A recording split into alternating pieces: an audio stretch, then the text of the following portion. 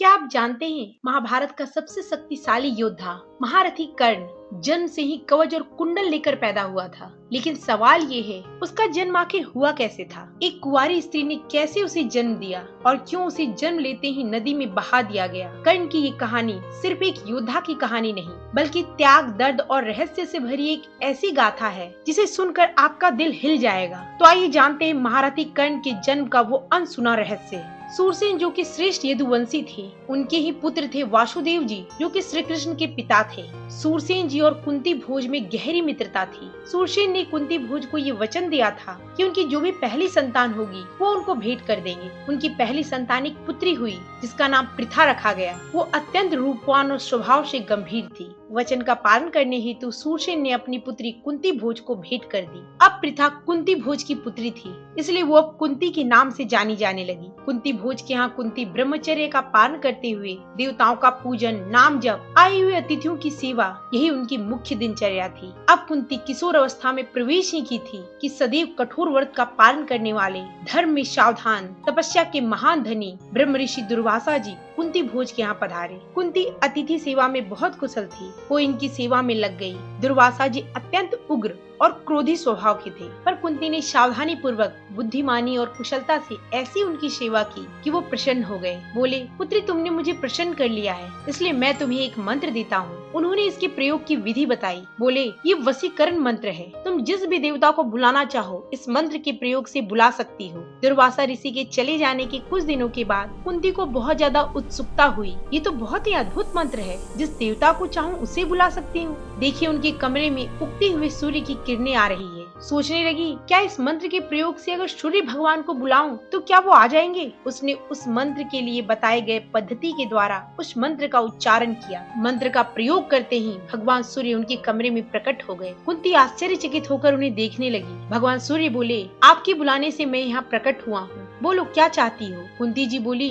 भगवान कुछ पाने की इच्छा नहीं। दुर्वासा जी ने जो मंत्र दिया था जिज्ञासा पूर्वक बस उसे प्रयोग करके देख रही थी। क्या सच में मैं जिस देवता को बुलाऊंगी वो आ जाएंगे? आपसे मुझे कुछ नहीं चाहिए, कृपया आप प्रस्थान करें। सूर्यदेव बोले, मेरा आना व्यर्थ नहीं हो सकता। किसी भी बड़े देवता को मंत्र प्रयोग करके यूं ही नहीं बुलाया जाता। बिना किसी लक्ष्य के ऐसे ही बुलाना अपराध है। तुमने मुझे बुलाया है, इसलिए मैं तुम्हें एक पुत्र प्रदान करता हूँ। कुंती बोली, मैं तो अभी कुंवारी हूँ और कुंवारी अवस्था में संतान प्राप्त करना बहुत निंदनीय है। भगवान आपने तो मुझे कठिन संकट में डाल दिया। सूर्य नारायण बोले, तुम चिंता मत करो, तुम्हारी कन्या धर्म का नाश नहीं होगा, न ही तुम गर्भ धारण करोगी, न ही तुम्हारी पवित्रता खंडित होगी और न ही कोई तुम्हें दोष लगेगा। तभी एक महान दिव्य पुत्र प्रकट हो गया जो जन्म से ही कवच और कुंडल धारण किए हुए था। भगवान सूर्य के प्रतिबिंब के समान वो तेजस्वी लग रहा था। भगवान सूर्य ने कहा, इसका नाम कर्ण होगा। ये पूरे लोकों में महान दानी और बहुत वीर होगा। इतना कहकर भगवान सूर्य वहाँ से अंतर ध्यान हो गए। इतना सुंदर और दिव्य पुत्र कि कुंती जी बस देखती रह गई।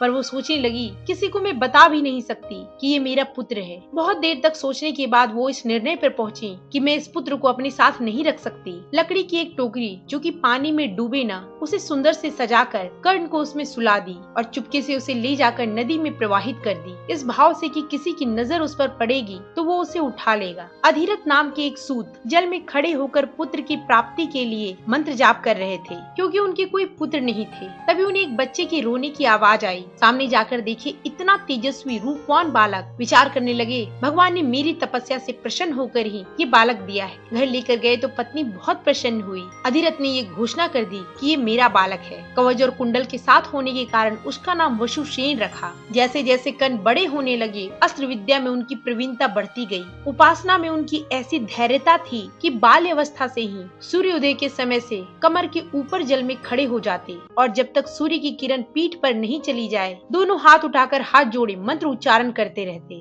फिर सूर्य को प्रणाम करके जल से बाहर निकलते। कर्ण की प्रतिज्ञा थी कि जब मैं सूर्य की आराधना में हूँ उस समय मुझसे कोई भी कुछ भी मांगे मैं उसे दे दूंगा। सूर्य भगवान ने देखा इसका नियम पक्का है, इससे कोई भी कुछ भी मांगेगा तो ये दे देगा। एक दिन सूर्य नारायण कर्ण के स्वप्न में आकर बोले, पुत्र तुम मेरी आराधना में हो और मेरे पुत्र भी हो, इसलिए मैं तुम्हें सावधान करने आया हूँ। एक समय ऐसा आएगा जब देवराज इंद्र तुम्हारे पास उसी वक्त आएंगे जब तुम मेरी उपासना करते रहोगे और तुमसे दान स्वरूप कवच और कुंडल मांगेंगे, पर तुम मत देना। वो कपट पूर्वक तुम्हारा कवच और कुंडल मांगना चाहते हैं, क्योंकि जब तक तुम्हारे पास कवच कुंडल है तुम्हारे शरीर को कोई भी हानि नहीं पहुंचा सकता। मैं तुम्हें सावधान कर रहा हूँ। कोई भी ब्राह्मण के भेष में आकर तुमसे कवच कुंडल मांगे तुम उसे बिल्कुल मत देना। वो ब्राह्मण नहीं देवराज इंद्र होंगे। कर्ण बोले, भगवान यदि उपासना के वक्त कोई भी आकर मुझसे कुछ भी मांगे तो मैं आपकी आज्ञा का पालन नहीं कर पाऊंगा। अगर वो मुझसे प्राण भी मांगेंगे तो भी मैं दे दूंगा, फिर कवच कुंडल क्या चीज है। और एक दिन ऐसा ही हुआ। कर्ण विजय न हो इसलिए देवराज इंद्र ब्राह्मण के भेष में कर्ण के पास आए।